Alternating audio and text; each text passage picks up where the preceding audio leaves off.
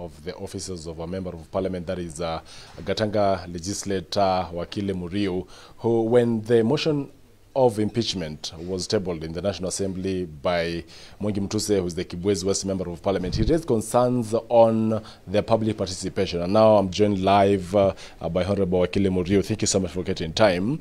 The exercise has been slated for tomorrow. It's only a day. Is this even sufficient, factoring this is the second in command that we are talking about? Very well. I think we need to start with the positive, that the parliament has acknowledged that the existence of Article 118 of the Constitution, where all its deliberation must go through public participation. Now, the issue about time, that is a matter of conjecture. Why? Because we do not have a substantive Public Participation Act or a bill which stipulated the time and the framework of a public participation. And therefore, some of these things is about the convenience of the parliament, the convenience of the participants. But I think also there is something positive, and I think a good Emmy mentioned this. The directive just been given is that all members of staff of parliament, the ones here in Nairobi, and the one in the constituencies, because remember, Parliament has employed staff, even in our constituency offices, are the ones who are coordinating and collating and collecting the views, make sure that the forms are signed. And secondly, the forms have details in terms of the petition, question by question, issue by issue, whereby members of public will either say they support or they don't support. So in terms of the parliamentary infrastructure, it is in place. Whether the time is adequate, my take is that since the infrastructure is there already, to collect the views today, and then tomorrow that views are collated, and reports hopefully be ready by Tuesday. I cannot say the time is short. But again, because again, remember that the Parliament has a program, Parliament has a timetable, Parliament has a time when it sits. So my take is that the network is there, and I'm sure Parliament will be able to gather enough public views to enable the members of Parliament to be able to debate the motion on Tuesday. The House has been seen as a rubber stamp, or it has been rubber stamping some of the motions or bills. This time round, do you exude confidence in this process? I think calling the House a rubber stamp, I think that is an insult, in the sense that these are members of Parliament who were elected by Kenyans. And secondly, remember, they have the mind of their own. They are independent-minded. And I think it's an opportunity whereby when this public participation will give them a good opportunity to debate with a foresight of what their members or their voters want. You did not sign the impeachment motion. Was this a decision based on how your ground responded, perhaps to inquiry in whether you should support or not support the motion? You've said members of Parliament are rubber stamp. I cannot be a rubber stamp if I have my own mind. Remember, for me, I'm a lawyer for about 30 years. I am the one who even drafted the UDA Constitution. And Article 39 of the UDA Constitution said very clearly, whenever there is a dispute between the members, there is an opportunity, there is an elaborate dispute mechanism to solve the dispute of the members. And in my speech, that's what I said. And that is a step, in my opinion, which would have taken the members who are complaining against the deputy president to that tribunal. They bring all their issues.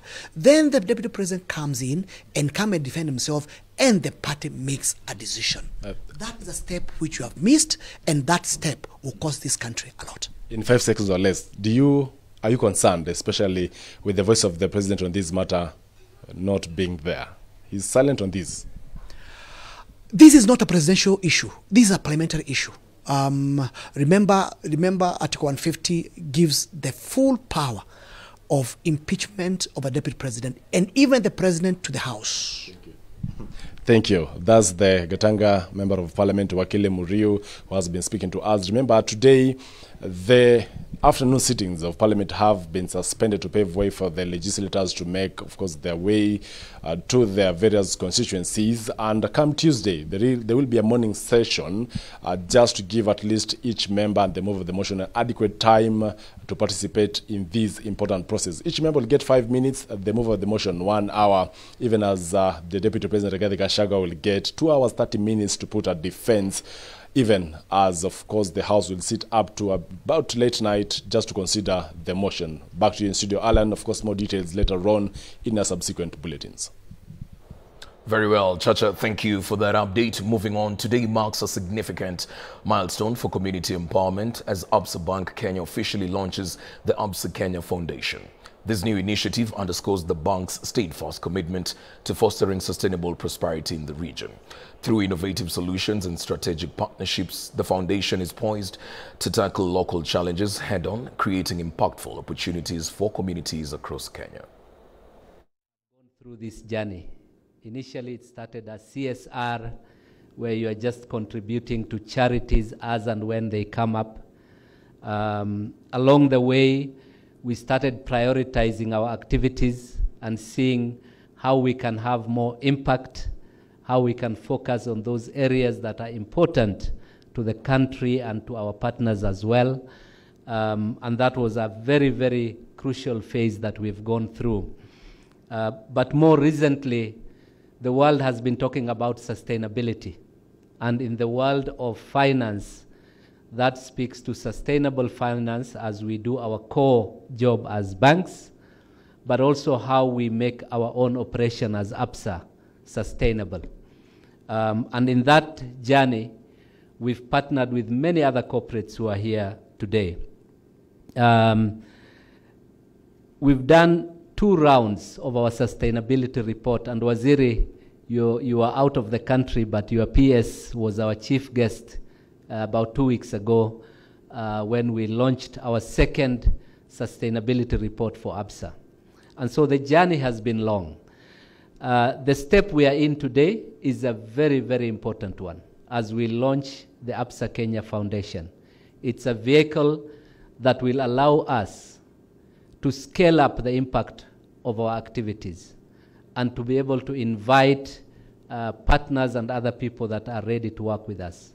And we already have a list of local and international partners that have said, once you launch the Absa Kenya Foundation, we will work with you. And so we are very pleased with what we are doing today.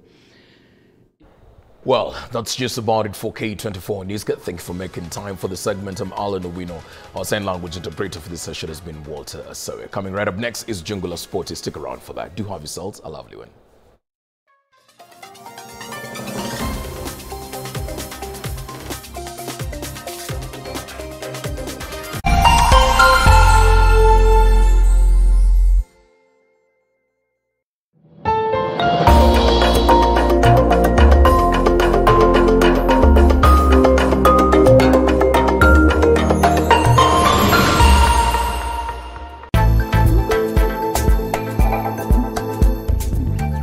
We interrupt this program to bring you some breaking news.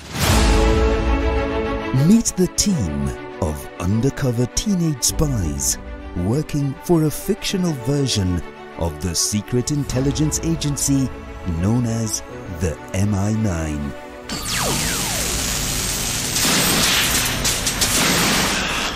This keeps happening! They had to strike a balance between school life and their job as secret agents. First day back at school and we're gonna be late. Shh. MI High.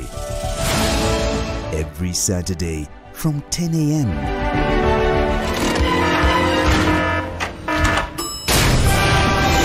only on K24